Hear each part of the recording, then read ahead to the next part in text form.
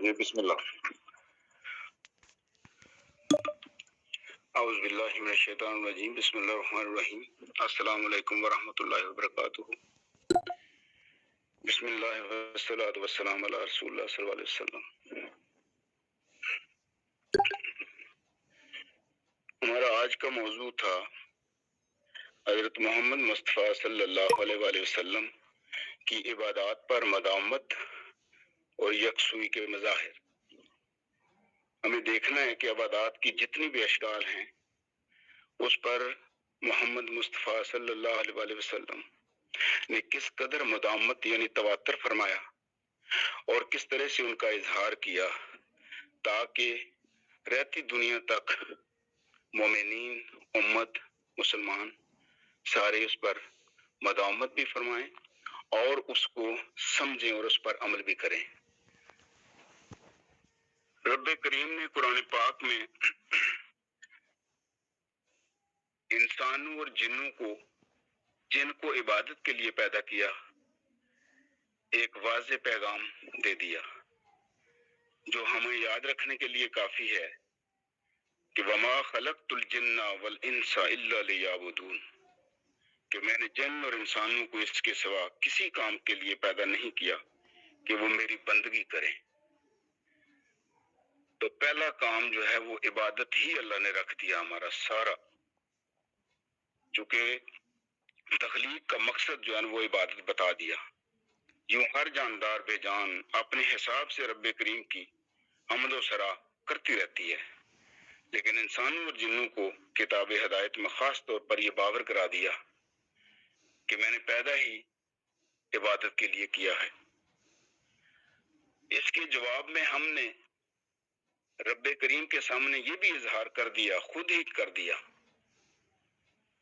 ایاک نعبد و ایاک نستعین، کہ ہم تیری ہی عبادت کرتے ہیں اور تجھی سے مدد چاہتے ہیں. اس کے اوپر یہ دعا مانگ دی رب سے کہ ہاں ہم عبادت بھی تیری ہی کریں گے لیکن تیری مدد کے بغیر یہ ممکن نہیں ہے. تو یہ مدد کرنا ظاہر ہے کہ رب کریم نے قرآن میں عبادت میں سب سے زیادہ ذکر جس عبادت کا کیا ہے وہ نماز ہے. اور یاد رکھیں نماز وہ عبادت ہے جو فرق کرنے والی ہے، یعنی جو فرق کرتی ہے وہ یہ نماز ہی ہے. انبیاء صالحین صدیقین کی شب گزاری قیام اللیل میں گزرتی تھی. آپ صلی اللہ علیہ وسلم رات قیام میں قرآن کی پہلی 3 سورتیں پڑھ لیا کرتے تھے جو قرآن کے سوا 5 پارے بنتے ہیں. آپ صلی اللہ علیہ وآلہ وسلم کو حکم ربی ہوا کہ فصلی لربک وانحر، کہ پس اپنے رب کریم کے لیے نماز پڑھو اور قربانی کرو. نماز کا قیام زکوٰۃ کی ادائیگی اور اطاعت رسول کے بعد ہی رحم کی امید کی جا سکتی ہے. یہی وجہ ہے کہ رب رحمان نے خود فرمایا وَأَقِیمُوا الصَّلَاةَ وَآتُوا الزَّکَاةَ وَأَطِیعُوا الرَّسُولَ لَعَلَّکُمْ تُرْحَمُونَ، نماز قائم کرو، زکوٰۃ دو اور رسول اللہ صلی اللہ علیہ وآلہ وسلم کی اطاعت کرو، امید ہے تم پر رحم کیا جائے گا. عبادت کی مختلف اشکال میں اور ہر چیز اپنی طرح کی عبادت کرتی ہے. ہمارے لیے نماز، روزہ، زکوٰۃ، حج، صلہ رحمی، تلاوت قرآن اور بہت ساری عبادات ذکر اذکار کی اقسام ہیں، لیکن قرآن پاک میں اس کے علاوہ بھی رب کریم کا یہ حکم پڑھیں تو پتہ چلتا ہے کہ ہر چیز رب کریم کی عبادت کرتی ہے. قرآن کی ایک آیت کا ترجمہ ہے، کیا تم دیکھتے نہیں کہ اللہ رب العزت کی تسبیح کر رہے ہیں وہ سب جو آسمانوں میں اور زمین میں ہیں، اور وہ پرندے جو پر پھیلائے اڑ رہے ہیں، ہر ایک اپنی نماز اور تسبیح کا طریقہ جانتا ہے اور یہ سب کچھ جو کرتے ہیں اللہ تعالیٰ اس سے باخبر رہتا ہے. اسی طرح سے سورہ مومنون میں نماز کی جس خوبی کا ذکر کیا گیا ہے وہ خشوع ہے. رب کریم کا فرمان ہے الذین هم فی صلاتهم خاشعون، جو اپنی نماز میں خشوع اختیار کرتے ہیں. عبادت کی اصل روح یاد رکھیں عبادت کی اصل روح حوالگی ہے، اور حوالگی سے مراد میری ٹوٹل سبمیشن ہے۔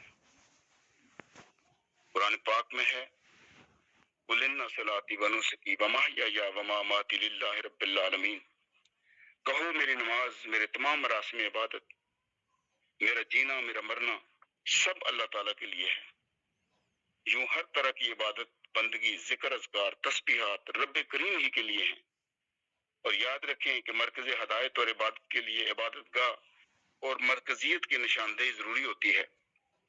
رب کریم نے قرآن پاک میں خود فرما دیا ان اول بیت وضع للناس للذی ببکۃ مبارک وہدی للعالمین، بے شک سب سے پہلی عبادت گاہ جو انسانوں کے لیے تعمیر ہوئی وہ وہی ہے جو مکہ میں ہے، اس کو خیر و برکت دی گئی اور تمام جہان والوں کے لیے مرکز ہدایت بنایا گیا۔ تو یوں رب کریم نے جہاں عبادات کا حکم دیا وہاں عبادت کے لیے اپنا مرکز بھی زمین پر بتا دیا، اور بہت ساری عبادات اس مرکز کے ساتھ لنک ہیں۔ نماز ہے، حج ہے، ذکر اذکار ہیں، تسلی ہے، خانہ کعبہ کو دیکھنا بذات خود عبادت ہے، اور تسکین ہے، اور یہ تسکین باقی عبادات کے لیے جو ہے نا یہ سورس کا باعث بنتی ہے۔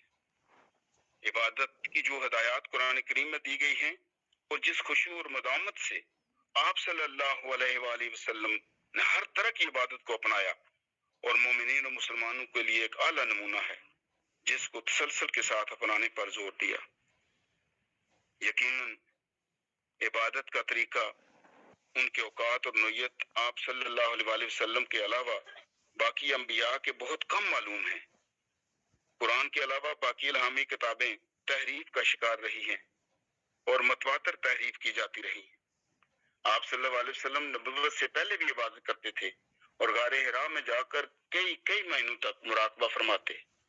نبوت کے ساتھ جب نماز کا حکم ہوا تو آپ صلی اللہ علیہ وسلم چھپ کر نماز پڑھتے تھے، البتہ چاشت کی نماز حرم میں سب کے سامنے پڑھتے تھے، کیونکہ یہ جو چاشت کی نماز ہے اس وقت قریش کے مذہب میں یہ شامل تھی اور قریش بھی اس کو پڑھا کرتے تھے۔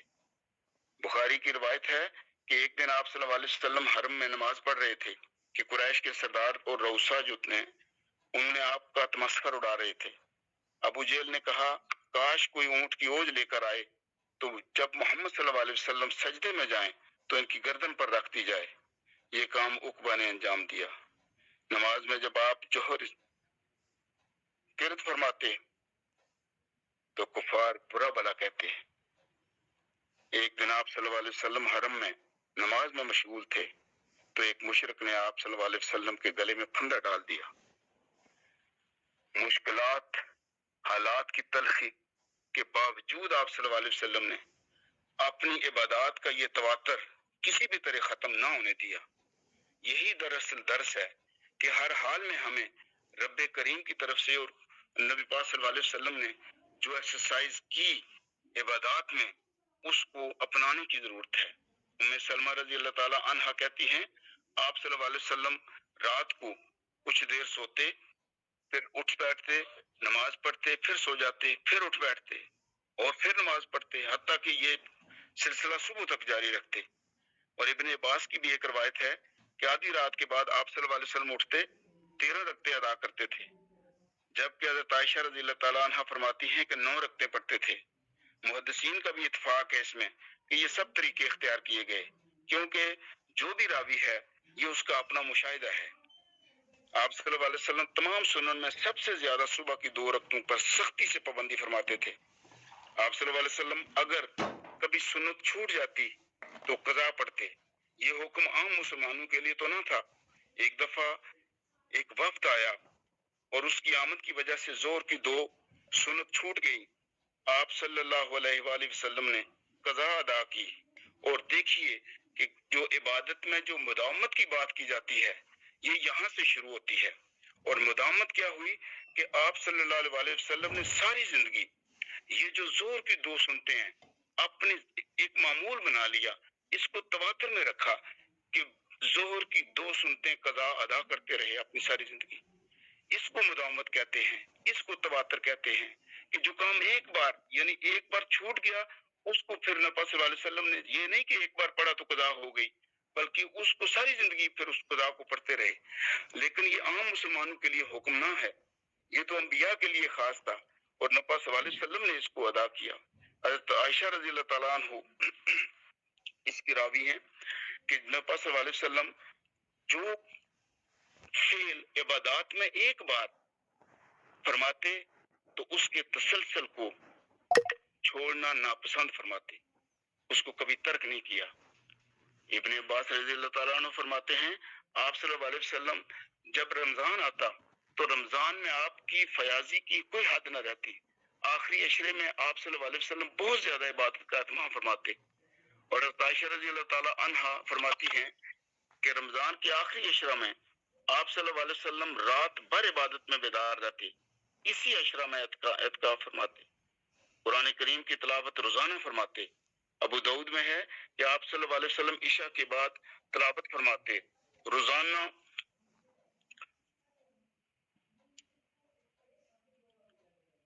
ایک جچی تلی تعداد میں سورتوں کی تلاوت فرماتے، رمضان میں پورے قرآن کا دورہ فرماتے. ابن عباس رضی اللہ تعالیٰ عنہ فرماتے ہیں کہ ایک دن میں نے دیکھا کہ آپ صلی اللہ علیہ وسلم رات کے پچھلے پہر اٹھے، آنکھیں ملتے ہوئے باہر آئے، آسمان کی طرف نگاہ اٹھائی اور دیکھا، اور پھر اس کے بعد سورہ عمران کی آیت جو ہے نا اس کا ترجمہ میں کم و بیش بتاتا ہوں کہ اس کا ترجمہ جو یاد ہے وہ ایک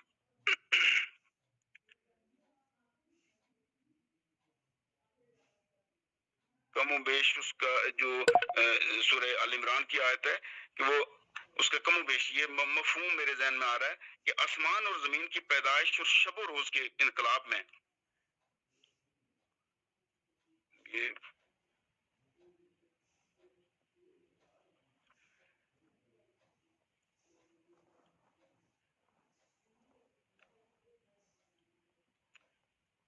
دانشمندوں کے لیے نشانیاں ہیں جو اٹھتے بیٹھتے اور پہلو پر لیٹتے ہوئے اللہ رب العزت کو یاد کرتے ہیں اور آسمان اور زمین پر غور کرتے ہیں کہ رب کریم تو نے یہ بے نتیجہ پیدا نہیں کیے، تو پاک ہے، پس ہم کو دوزخ کی آگ سے بچا.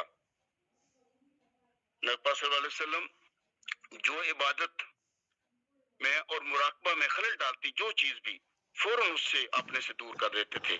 ایک دفعہ آپ صلی اللہ علیہ وسلم کو ایک چادر مرمت فرمائی گئی، آپ صلی اللہ علیہ وسلم نے وہ اوڑھ کر نماز ادا کی، لیکن جب نماز پڑھ رہے تھے تو اس کے حاشیے کے اوپر نظر پڑی تو آپ صلی اللہ علیہ وسلم نے جیسے ہی نماز ختم کی تو اس چادر کو اتار کے رکھ دیا اور کہا کہ یہ چادر ابو جہیم کو دے آؤ کہ اس کے حاشیے نے میری نماز کی خشیت کو متاثر کیا ہے. اس لیے اس سے یہ بھی ثابت ہوتا ہے کہ جہاں نماز پڑھی جائے وہاں نقش و نگار یا اس طرح کی چیزیں نہیں ہونی چاہیے، تاکہ جو چیز نماز کی توجہ کو کھینچ لے جس کو دیکھنے سے تو وہ چیز جو نہیں ہونی چاہیے. تو نبی صلی اللہ علیہ وسلم نے اسی خدشے سے اس چادر کو جو ہے نا اپنے سے دور کر دیا. پھر یہ بھی ہے کہ اسلام سے پہلے ظاہر ہے کہ اہل عرب جو ہے نا عاشورہ کا روزہ رکھا کرتے تھے. آپ صلی اللہ علیہ وسلم کا بھی یہ معمول تھا کہ وہ رکھا کرتے تھے. مکہ میں آپ کئی کئی مہینے روزہ رکھا کرتے تھے، لیکن مدینہ میں آ کر آپ صلی اللہ علیہ وسلم نے اپنا یہ معمول تھوڑا بدل لیا، اس میں فرق آ گیا. یہاں یہود بھی عاشورہ کا روزہ رکھتے تھے، آپ صلی اللہ علیہ وسلم نے تمام مسلمانوں کو اس کی تاکید فرمائی، مگر جب رمضان کے روزے فرض ہوئے تو پھر عاشورہ کا روزہ نفل ہو کر رہ گیا. رمضان کے علاوہ پورے مہینے کے روزے مدینہ میں آ کر آپ صلی اللہ علیہ وسلم نے کبھی نہیں رکھے، صرف ایک شعبان مستثنا ہے، اس کے پورے روزے رکھتے تھے. مہینے کا نصف اول یعنی ایام بیض میں اکثر روزے سے ہوتے. مہینہ میں 3 دن 2 دوشنبہ اور 1 جمعرات کو معمول کے مطابق روزہ رکھا کرتے تھے. محرم کی 10 یہ بڑا معمول تھا کہ محرم کی 10 یکم عاشور تک اور شوال کے آغاز میں جو 6 روزے ہیں ان کا اہتمام فرمایا کرتے تھے. آپ صلی اللہ علیہ وسلم کبھی کبھی صوم وصال بھی رکھتے تھے. صحابہ نے اس کی تقلید کی کوشش کی مگر آپ صلی اللہ علیہ وسلم نے منع فرما دیا، چونکہ صوم وصال مسلسل روزہ کا ہونا ہے. تو نبی صلی اللہ علیہ وسلم نے کہا کہ میں عام لوگوں کے لیے مذہب میں سختی کو ناپسند فرماتا ہوں. آپ صلی اللہ علیہ وسلم کا فرمان ہے مجھ ایسا کون ہے تم میں شب بسر کرتا ہوں تو میرا رب مجھے کھلاتا اور پلاتا ہے. یہی وجہ ہے کہ آپ صلی اللہ علیہ وسلم نے عام مسلمانوں کو اور صحابہ کرام کو सोम विसाल से मना फरमाया। इस्लाम के बाद आप सल्लल्लाहु अलैहि वसल्लम अपने घर में, आप देखें कि अपने घर में कभी कोई चीज जो है उसको ज्यादा देर रहने नहीं देते थे। जो चीज आती वो मुस्तकीन में फौरन जो है वो तकसीम कर दिया करते थे। ज़कात का अदा करना आप सल्लल्लाहु अलैहि वसल्लम से साबित नहीं है। इससे बाज़ फुक़हा ने ये नतीजा भी निकाला कि अंबिया पर ज़कात फर्ज नहीं होती, लेकिन असल नुक्ता दरअसल ये है कि ज़कात के तो दो मफ़हूम हैं। एक मुतलक सदका और खैरात जिसमें आप सल्लल्लाहु अलैहि वसल्लम का कोई सानी ही नहीं है। दूसरा ये कि चांदी, सोने या जानवरों की मखसूस मकदार और तादाद जो हाजतमंद जो आप समझे कि ये साल भर के लिए किसी के पास जो है ना वो मौजूद रहे, तो उसके ऊपर ज़कात जो है ना वो फर्ज होती है। ये सूरत हाल तो नबी सल्लल्लाहु अलैहि वसल्लम ने अपनी जिंदगी में कभी आने ही नहीं दी, तो फिर ज़कात कैसे फर्ज होती? आप सल्लल्लाहु अलैहि वसल्लम ये पसंद ना फरमाते थे कि रात भर कोई चीज आप सल्लल्लाहु अलैहि वसल्लम के घर में रहे। एक दफा का वाकया है कि बहुत खराज की जो रकम है वो काफी मिकदार में आप सल्लल्लाहु अलैहि वसल्लम के घर आई, तो आप सल्लल्लाहु अलैहि वसल्लम रात भर मस्जिद में रहे, अपने घर की तरफ न आए उस वक्त तक जब तक कि हजरत बिलाल रजी अल्लाह अन्हु ने आकर कहा कि या रसूलुल्लाह सल्लल्लाहु अलैहि वसल्लम वो जो खराज आया था वो सारी रकम अब तकसीम हो गई है, घर में कुछ नहीं है। तो आप सल्लल्लाहु अलैहि वसल्लम मस्जिद से उठकर अपने घर में तशरीफ लाए। ये तो था कि किस तरह से हम दुनियादारी को अपने साथ अपनाएं। हम क्यों इस लालच में रहें कि दुनिया की हर चीज हमारे पास हो। नबी सल्लल्लाहु अलैहि वसल्लम का ये पैगाम जो है कि हमें जो चीज दूसरों के लिए है, जो हमें दूसरों के लिए अल्लाह ने दी है, क्योंकि हर चीज में दूसरों का हक रखा गया है, तो वो हकदार तक पहुंचने से पहले नबी सल्लल्लाहु अलैहि वसल्लम अपने घर की तरफ भी नहीं आते थे।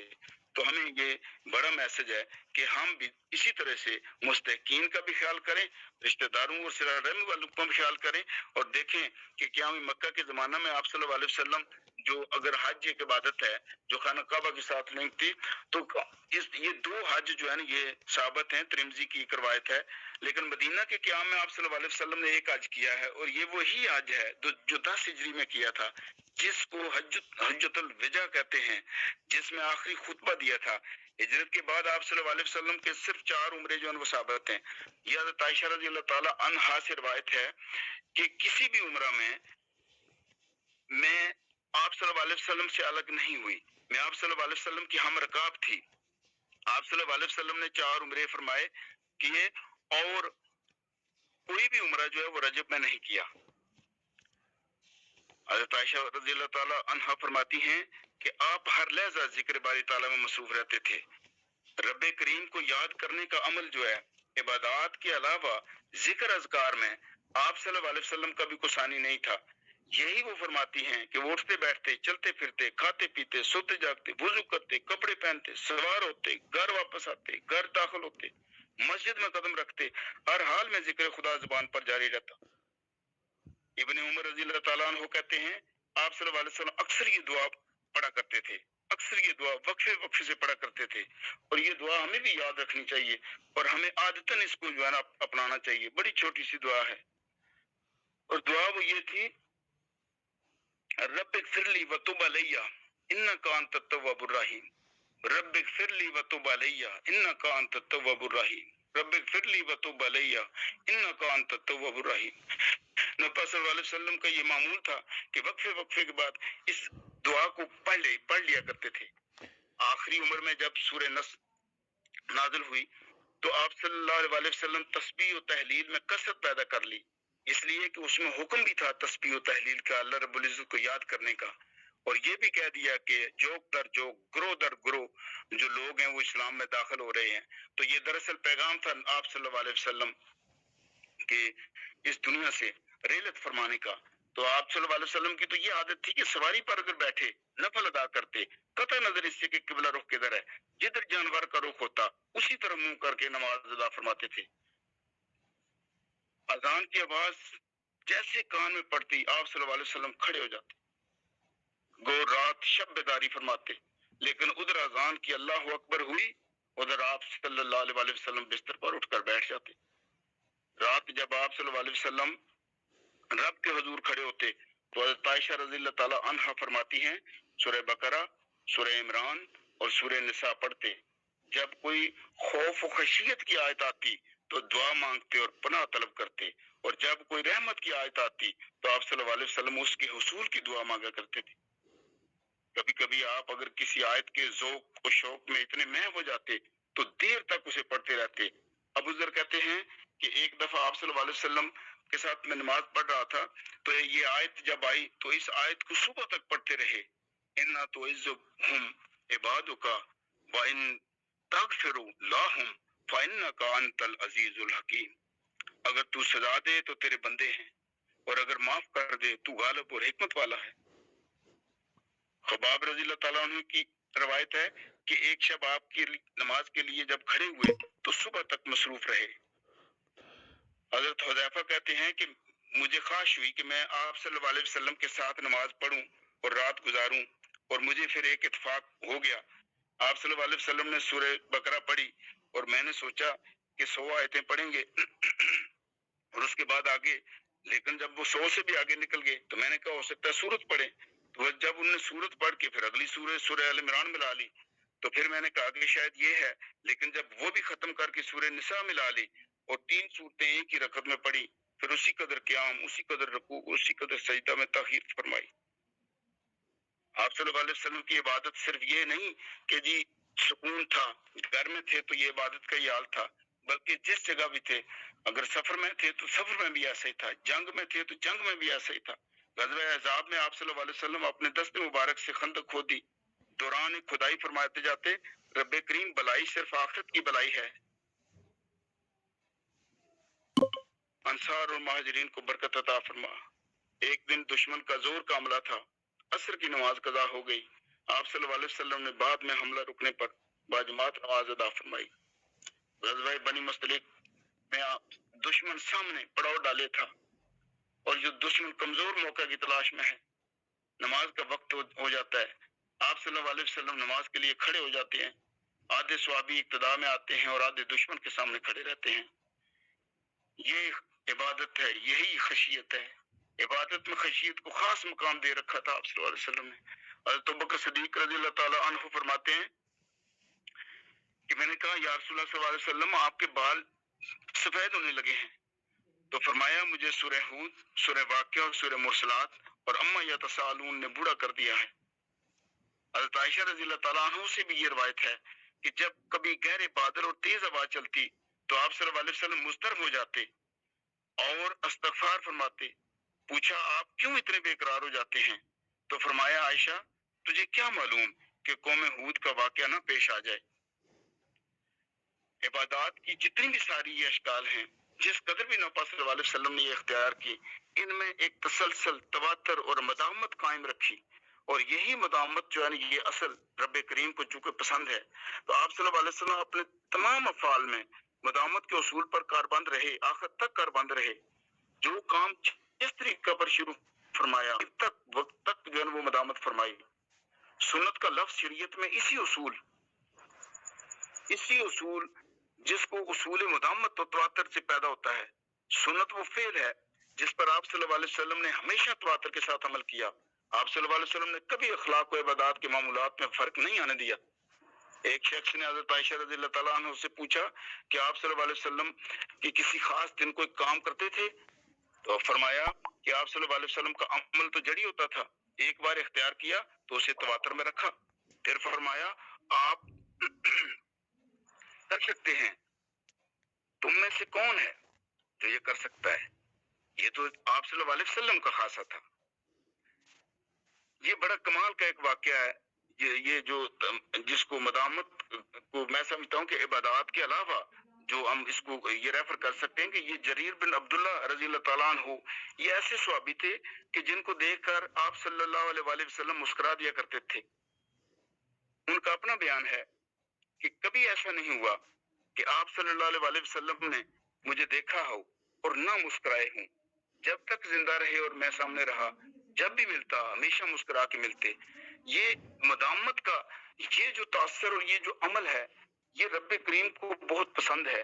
ہمیں بھی اپنی زندگی میں دراصل اس ساری جو ہے نا مداومت کا جو سلسلہ ہے، ہم اگر فرض کریں کہ کسی ایک بندے کی ہیلپ کرتے ہیں تو جب تک وہ خود کفیل نہیں ہوتا ہمیں اس کی ہیلپ جاری رکھنی چاہیے. اگر کسی طالب علم کی کسی ایک سیمسٹر کی فیس ہم محسوس کرتے ہیں کہ یہ مستحق ہے، اگر ہم اس کی ایک سیمسٹر کی فیس دیتے ہیں تو ہمیں اس کی ساری تعلیم مکمل ہونے تک، اگر 8 سیمسٹر ہیں 4 سیمسٹر ہیں تو اس تک جاری رکھنی چاہیے، تاکہ یہ تواتر سنت بن جائے اور رب کریم کے ہاں پسندیدہ بھی ٹھہرائے. تو اسی طرح سے ہم جب صلہ رحمی کرتے ہیں، کوئی ایسا عمل جو عبادت کا بھی ہو، اگر ہم کسی کے اوپر سر کے اوپر ہاتھ رکھتے ہیں تو ہمیں وہ ہاتھ جاری رکھنا چاہیے جب تک ہم کھڑے ہو سکتے ہیں.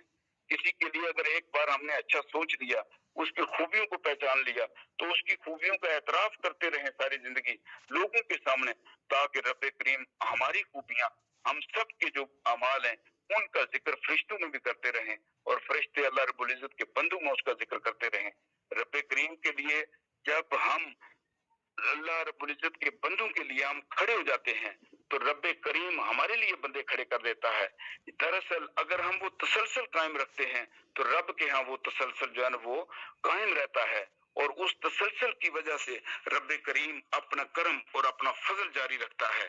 جو دنیا پر زندہ ہیں ان کو فضل سے نواز دیتا ہے، اور جو چلے گئے ہیں ان کو اپنی رحمت میں ڈانپ لیتا ہے. یہی دراصل اصل ایک لیسن ہے. سورہ معارج میں مدامت صلات کا ذکر ہے. آپ اگر دیکھیں تو الذین هم علی صلاتهم دائمون، جو لوگ اپنی نمازوں میں تواتر قائم رکھتے ہیں، مداومت سے پڑھتے رہتے ہیں. یہ تو سورہ معارج میں کہا گیا کہ نماز کے لیے خاص طور پر کہا گیا، لیکن آپ صلی اللہ علیہ وسلم نے ہر عبادت میں اس کو قائم رکھا اور یہ کر کے دکھایا. طائف کا ایک وفد آپ صلی اللہ علیہ وسلم کی خدمت میں حاضر ہوا. صلح کی شرائط میں یہ طے کرنا چاہا کہ نماز، جہاد اور صدقات میں سے مستثنا قرار دیا جائے. تو آپ صلی اللہ علیہ وسلم نے جہاد اور صدقات سے استثناء منظور کر لیا مگر نماز سے نہیں، اور فرمایا جس دین میں خدا کی طرف جھکنا نہ ہو اس میں کچھ بلائی نہیں. مسند احمد میں روایت ہے 5 قسم کے لوگ ایسے ہیں کہ اگر وہ ایمان کے ساتھ 5 چیزوں کو ادا کریں گے تو وہ جنت میں داخل ہوں گے. یہاں پہلا وہی ہے جس نے 5 نمازوں کو وضو، رکوع، سجدہ کے ساتھ وقت پر ادا کیا. تو نبی صلی اللہ علیہ وسلم نے اپنے عبادات میں جس مداومت کا اظہار کیا، آج ضرورت اس بات کی ہے کہ ہم قرآن پاک کے جو ارشادات میں نے بھی یہ ذکر کیا ہے ان سب کو اگر سامنے رکھیں تو رب کریم کا پسندیدہ جو ایک یہ جو انسانی فعل جو پسندیدہ رب کریم کے ہاں وہی ٹھہرتا ہے جس میں آپ اپنے آپ کو الائن بھی رکھتے ہیں اور اس کو ہمیشہ قائم بھی رکھتے ہیں اس وقت تک جب تک کہ وہ منطقی انجام تک نہ پہنچ جائے. اور اگر آپ زندگی میں کسی کی مدد کرتے ہیں تو وہ اس وقت تک اس کی مدد جاری رکھیں جب تک کہ وہ موجود ہے اور اس کی وہ عذر جو ہے نا وہ ختم نہیں ہو جاتا. یا دوستوں کو، احباب کو اس طرح سے کریں، ان کو ملائیں، ساتھ ملائیں، اور تاکہ ہم سوسائٹی کے اندر ایک ایسا دائرہ بنا سکیں، ایسے لوگوں کا ایک ایسا گروہ پیدا کریں جو یہ تلاش کرتا رہے کہ ہم کس کی مدد کر سکیں. جو نبی صلی اللہ علیہ وسلم کا یہ خاصہ تھا کہ اپنے گھر میں داخل ہونے سے پہلے یہ یقین کر لیتے تھے کہ میرے گھر میں کوئی ایسی چیز موجود نہیں ہے کہ میں رات کو گھر میں داخل ہوں اور سو جاؤں اور وہ چیز پڑی رہے. آپ صلی اللہ علیہ وسلم کو جب بھی احساس ہوا، پتہ چلا، تو نماز سے، منبر سے اتر کر اس چیز کو باہر جا کے مستحقین تک پہنچا کر واپس منبر پر آ کر بیٹھتے تھے. تو رب کریم ہمیں توفیق دے کہ ہم آپ صلی اللہ علیہ وسلم کی تعلیمات کے اوپر عمل کر سکیں، قرآن پاک کو درست معنی میں، درست پرسپیکٹو میں سمجھ سکیں اور اس کو اپنی زندگی میں عملی طور پر لاگو کر سکیں، اور ہم دوسروں کے اسی طرح کام آئیں جس طرح نبی صلی اللہ علیہ وسلم شفقت فرمایا کرتے تھے. تو رب کریم ہم سب کو جزائے خیر دے اور ہماری زبان کی لغزشوں کو معاف کرے اور ہماری زبان کی گروں کو کھول دے اور ہمیں سب کے لیے اچھا بنا دے اور ہم سب کے ہاتھوں کو اوپر والا ہاتھ بنا دے کہ رب کریم کو اوپر والا ہاتھ پسند ہے. تو اسی دعا کے ساتھ اجازت چاہتا ہوں. جزاک اللہ، اللہ خیر.